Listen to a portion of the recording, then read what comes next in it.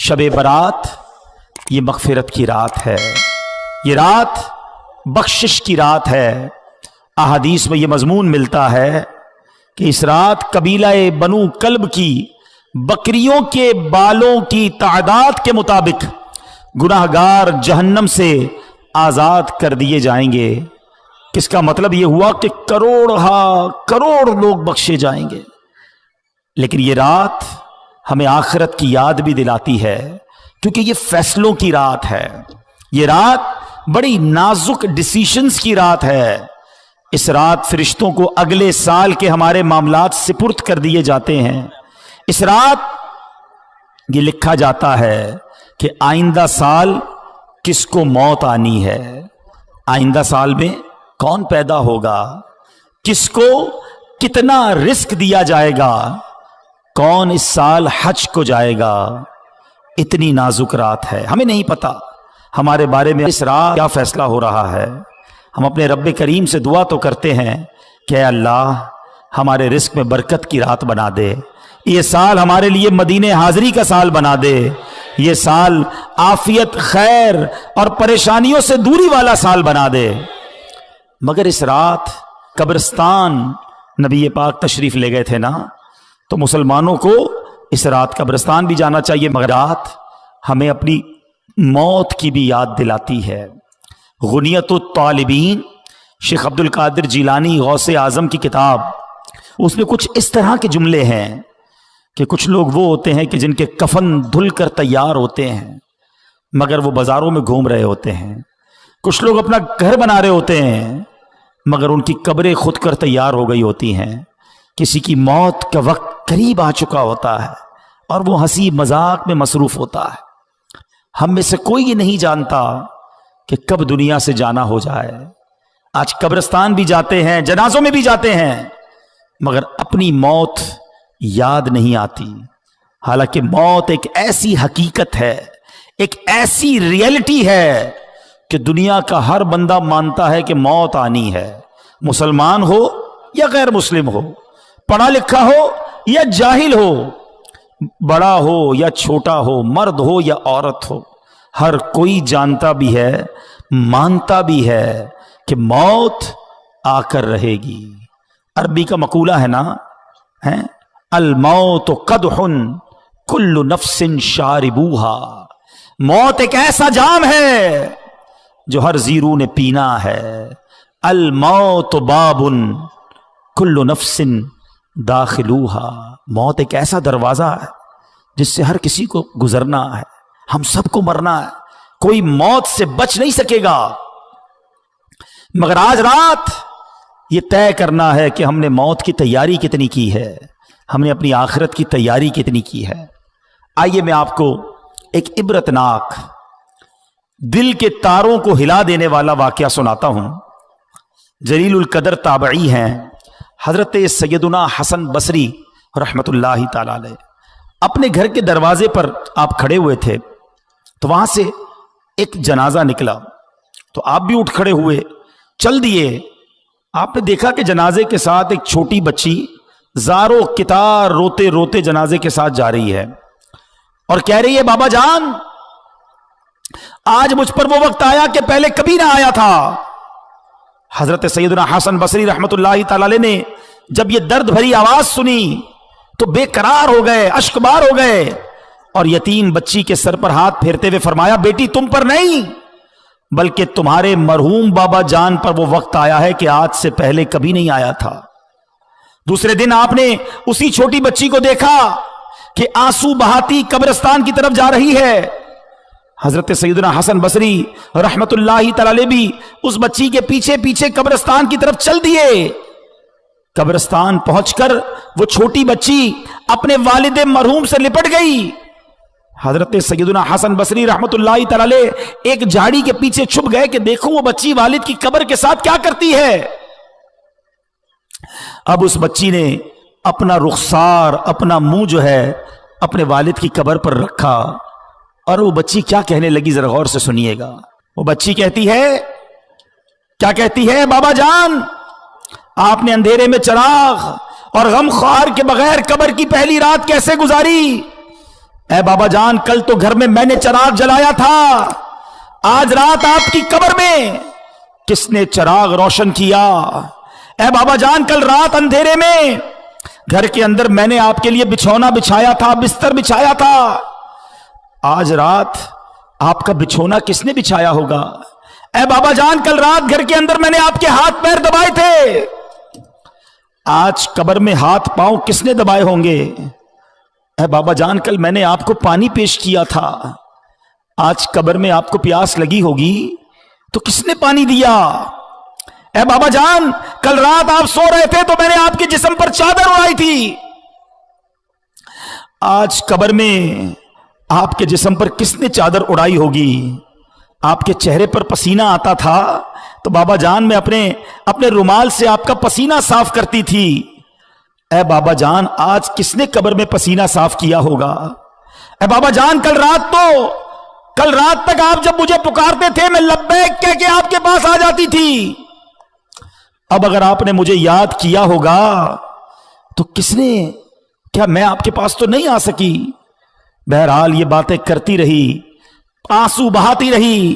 حضرت سیدنا حسن بصری رحمت اللہ تعالی قریب ہی تھے، آپ کے بھی آنسو نکل آئے۔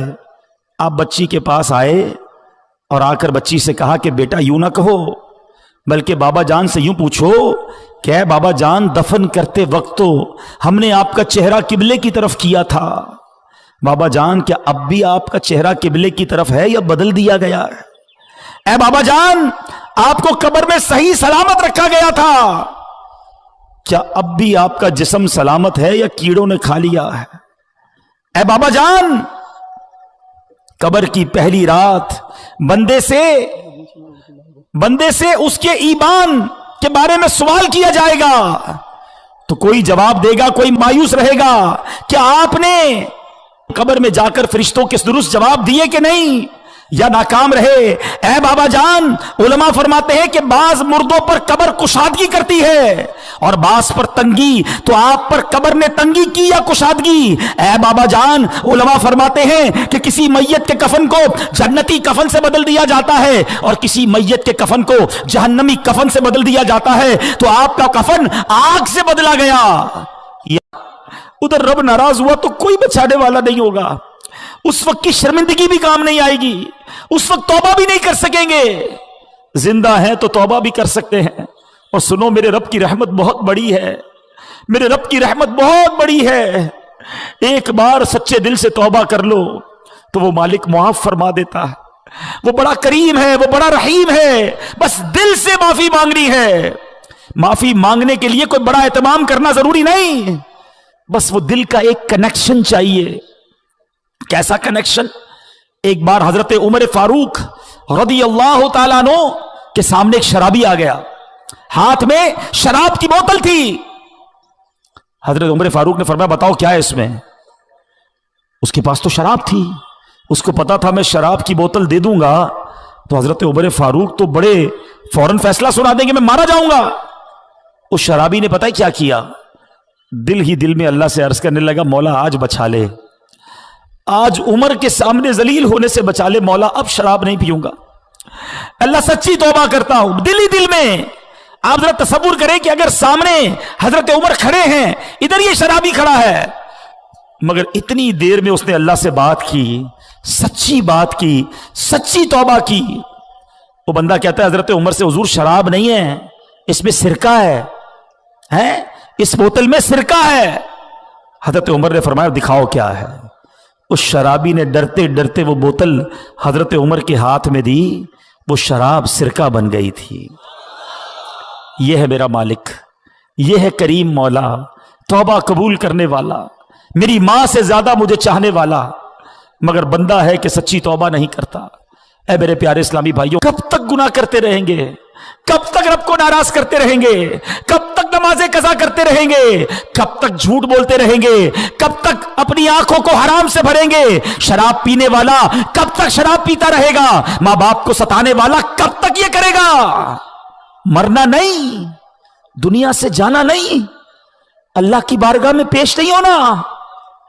آؤ توبہ کر لیتے، آؤ معافی مانگ لیتے، بولو نا رب سے کہ اللہ معاف کر دے، हो गए गुनाह, अल्लाह माफ कर दे, अब नहीं करूंगा गुनाह, मालिक माफ कर दे, कमजोर हूं, पहले भी तौबा की, इस्तिकामत नहीं मिली, बोला माफ कर दे, तुझसे नहीं मांगूंगा तो किससे मांगूंगा मालिक, बंदा तेरा हूं, माफ कर दे। ए अल्लाह आज तौबा भी करता हूं, तौबा पर इस्तिकामत भी तू ही दे दे मालिक, माफ कर दे। ए अल्लाह मैं अपनी मां से जब भी माफी मांगने गया, मां ने मुझे माफ किया, मालिक तू तो मां से ज्यादा चाहने वाला है, माफ कर दे।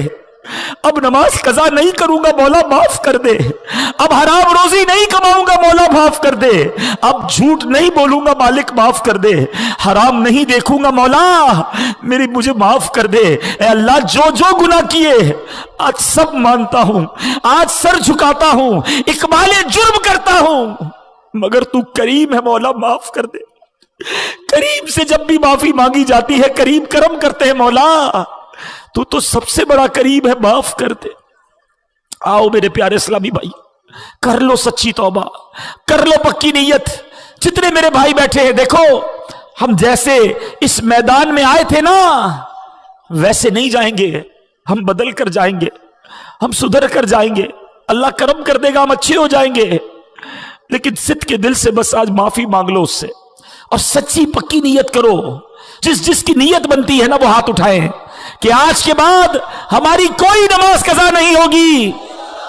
जिसकी नीयत बनती है एक ऐसा नारा लगाए कि शैतान भी इधर से भाग जाए, आज के बाद हमारी कोई नमाज कज़ा नहीं होगी, फिल्में ड्रामे नहीं देखेंगे, गाने बाजे नहीं सुनेंगे। पक्की नीयत हो तो हाथ उठाएं, हराम रोजी के करीब भी नहीं जाएंगे। बस अब आ जाओ अल्लाह की तरफ, आ जाओ अपने रब्बे करीम की तरफ, आ जाओ सजदो और तिलावत की तरफ। बहुत कर लिए गुनाह, मरने का वक्त करीब है।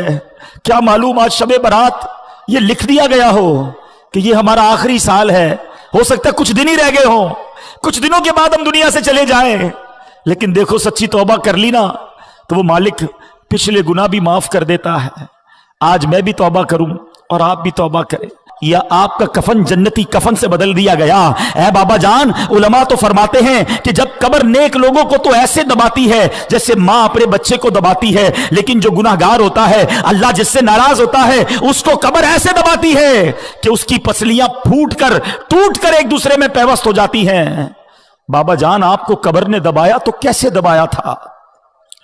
बाबा जान, उलमा फरमाते हैं कि मुर्दे को जब कब्र में उतारा जाता है तो वो दोनों सूरतों में पछताता है। नेक तो इसलिए पछताता है कि काश कुछ और नेकियां कर लेता, मगर गुनाहगार तो इसलिए पछताता है कि बड़े गुनाह किए हैं। ऐ बाबा जान ये तो बताइए कि आप किस बात पर पछताए थे, नेकियों पर या गुनाहों पर? ऐ बाबा जान आप तो मुझसे ऐसे जुदा हो गए कि कयामत तक दोबारा नहीं मिल सकते। ऐ खुदाए रहमान, कयामत के मैदान में मुझे अपने बाबा जान की मुलाकात से महरूम न करना। वो बच्ची रोती हुई अपने घर को वापस चली गई। ऐ मेरे प्यारे इस्लामी भाइयों, मदनी चैनल के नाज़रीन, हम सब ने जाना है, आंखें रो रो के सो जाने वाले नहीं आने वाले, कोई दिल में ये सरा ओजड़ है, अरे ओ छावनी छाने वाले। ऐ मेरे प्यारे इस्लामी भाइयों, याद रखिए, कब्रिस्तान में तो हम जाते हैं, हमें कब्रें एक जैसी नजर आती हैं। बांग्लादेश में हो, पाकिस्तान में हो, यूरोप में हो, कहीं भी जाएं, अमीरों की सोसाइटी अलग होती है, गरीबों के इलाके अलग होते हैं। घर देखकर पता चल जाता है कि घर वाले का अंदर हाल क्या होगा, ये अमीर का घर है, ये गरीब की झोपड़ी है। मगर कब्रिस्तान की दास्तान ही निराली है, क्योंकि वहां सारी कब्रें एक जैसी हैं। अमीर की कब्र भी है, गरीब की कब्र भी है, नेक की कब्र भी है, गुनाहगार की कब्र भी है, ऊपर से सारी कब्रें एक जैसी हैं। मगर हर कब्र का हाल जुदा है। कोई कब्र जन्नत का बाग है, कोई कब्र दोज़ख का घड़ा है। क्या हम ऐसी जिंदगी गुजार रहे हैं कि हमारी कब्र जन्नत का बाग बन जाएगी? आज हर दूसरे बंदे को यह फिक्र है कि घर रोशन हो जाए, घर हवादार हो जाए, छोटा घर है बड़ा हो जाए। कभी ये सोचा कि जिस कब्र में मैं जाऊंगा उसमें आग तो नहीं होगी, उसमें बिच्छू तो नहीं होंगे, उसमें कीड़े मकोड़े तो नहीं होंगे? अरे इस दुनिया में कितने साल रहोगे? 50 साल, 60 साल, 70 साल, फिर तो जाना है ना। और हम में से कई तो ऐसे हैं जो एवरेज उम्र है उसकी अक्सर उम्र गुजार ली है, अब तो कभी भी दुनिया से जाना हो सकता है। और याद रखिएगा, दुनिया में मैं और आप एक तरतीब से आए हैं। पहले हमारे दादा आए, फिर हमारे वालिद आए, फिर हम आए, फिर हमारे बच्चे आए, और फिर बच्चों के बच्चे आए। ऐसा ही है ना, एक तरतीब है, एक सीक्वेंस है। लेकिन जाने की ये तरतीब हो ये जरूरी नहीं है। दादा दुनिया में होता है और पोता दुनिया से चला जाता है, बूढ़ा बाप मौजूद होता है, जवान बेटा कब्र में चला जाता है।